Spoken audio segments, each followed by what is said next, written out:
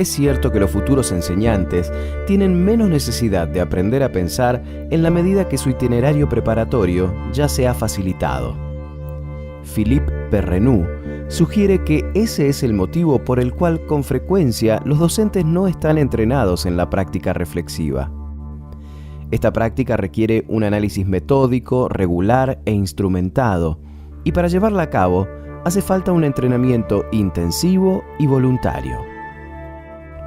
Entonces, si nos preguntamos por qué formar a los enseñantes para reflexionar sobre su práctica, Perrenot nos da 10 razones con las que, según él mismo, podemos estar de acuerdo o no. Razón número 1. Para compensar la superficialidad de la formación profesional. Los enseñantes suelen dominar bastante bien los conocimientos que deben transmitir. Su formación académica suele ser buena, pero no es tan así con respecto a su formación didáctica y pedagógica. Este desequilibrio se ve muy marcado en el nivel secundario y en el superior sobre todo, donde los enseñantes suelen no ser docentes de profesión, sino profesionales de diversas áreas. Entonces, ¿cómo se las arreglan para dar clases sin tener formación didáctica? Bueno, suele ocurrir que si alguien conoce en profundidad el tema del que está hablando, sabrá seguramente exponerlo con claridad, pero no es seguro que la inteligencia y el buen criterio sean suficientes para generar una reflexión eficaz. Buena parte de los profesores van modificando su práctica desde un punto de vista muy egocéntrico y así, por ejemplo, dejan de lado a los alumnos más lentos o conflictivos y solo se abocan a aquellos con los que es más fácil trabajar. Y eso, lejos de mejorar o democratizar la enseñanza, solo mejora la comodidad del docente. Razón número 2. Para favorecer la acumulación de saberes de experiencia. La rutina suele evitar el planteamiento de preguntas. Muchas veces aspiramos a adquirir una rutina que nos lleve a actuar de forma automática, sin necesidad de devanarnos los sesos. La reflexión produce un ajuste pragmático. El profesor, por ejemplo, aprende a proporcionar las consignas de forma más precisa para evitar malentendidos, a controlar determinadas conversaciones para evitar el desorden en clase, a formular los exámenes de modo que sea más sencilla su corrección, etc. Estos aprendizajes requieren, al menos al principio, de un cierto grado de reflexión, pero si se les pregunta por qué hacen lo que hacen, la respuesta seguramente será vaga o confusa, porque aunque haya existido originalmente una justificación, pronto cae en el olvido y una vez resuelto el problema se vuelve a actuar de forma automática. Para transformarse en enseñantes reflexivos, es necesario buscarle siempre la quinta pata al gato.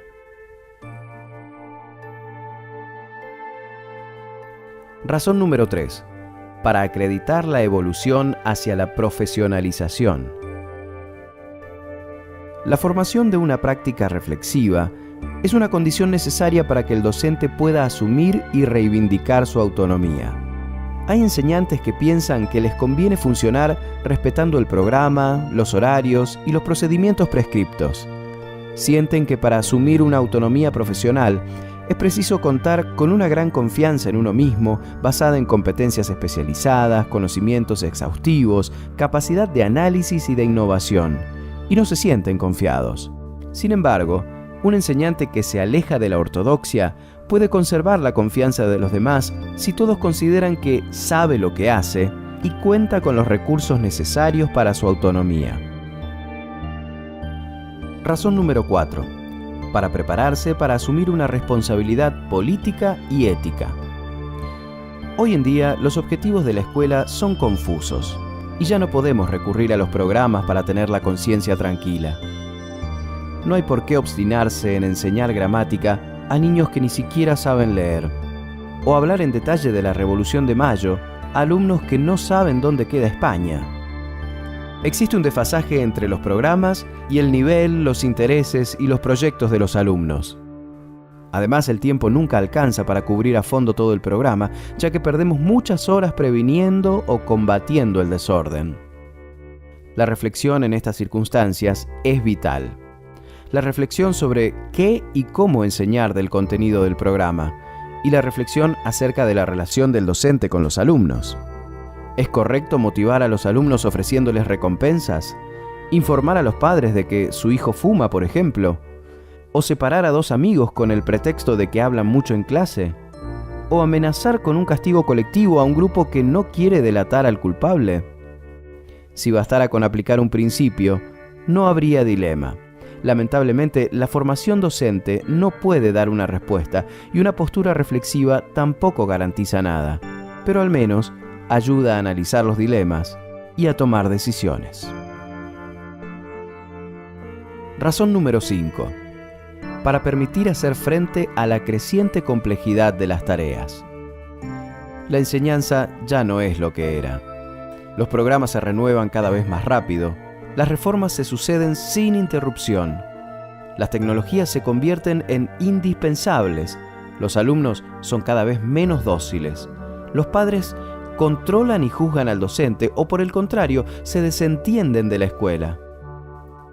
La práctica reflexiva tal vez no sea suficiente, pero es una condición necesaria para hacer frente a esta complejidad. Pero no basta con reflexionar desde la experiencia o el buen criterio. El enseñante necesita conocimientos que no puede crear solo. Su reflexión será más efectiva si está anclada en una amplia cultura en ciencias humanas. Razón número 6. Para ayudar a sobrevivir en un oficio imposible. Para Freud, los 3 oficios imposibles eran la política, la terapia y la enseñanza. En estos oficios, el fracaso es un resultado que nunca podemos excluir. Sin embargo, una actitud profesional implica intentarlo todo, no renunciar de antemano al éxito para protegernos de las decepciones. Esto implica ir de esperanzas a desilusiones, y para eso hay que saber cuidarse de los efectos devastadores de esta alternancia. Hay que aprender a distinguir lo que depende de nuestra acción y lo que está más allá de nosotros. No hay por qué responsabilizarse por todo sintiéndose constantemente culpable, pero tampoco lamentarse por lo que podríamos haber hecho y no hicimos. Razón número 7. Para proporcionar los medios para trabajar sobre uno mismo. En un contexto problemático, es raro que uno de los integrantes no sea parte del problema. Es raro que un enseñante abucheado no tenga parte de la culpa. Seguramente de manera inconsciente, él alimenta esa situación, por ejemplo, con una alternancia incomprensible entre actitud amigable y represión feroz. Pero el enseñante puede ser a la vez una de las fuentes del problema y un agente privilegiado de la solución. Para eso, hay que reconocer en uno mismo las actitudes y las prácticas de las que no somos conscientes. El enseñante debe trabajar solo al respecto, así que es importante que su formación lo prepare para ser su propio supervisor. Razón número 8. Para ayudar en la lucha contra la irreductible alteridad del aprendiz. El enseñante se enfrenta a una gran diversidad de alumnos. Alumnos con sus propias historias, bagajes culturales, códigos sociales, etc., que pueden distar mucho de aquellos del docente. Reflexionar sobre la práctica docente implica reflexionar sobre la propia historia, hábitos, cultura, gustos, angustias y obsesiones, pero todo esto en relación a los demás.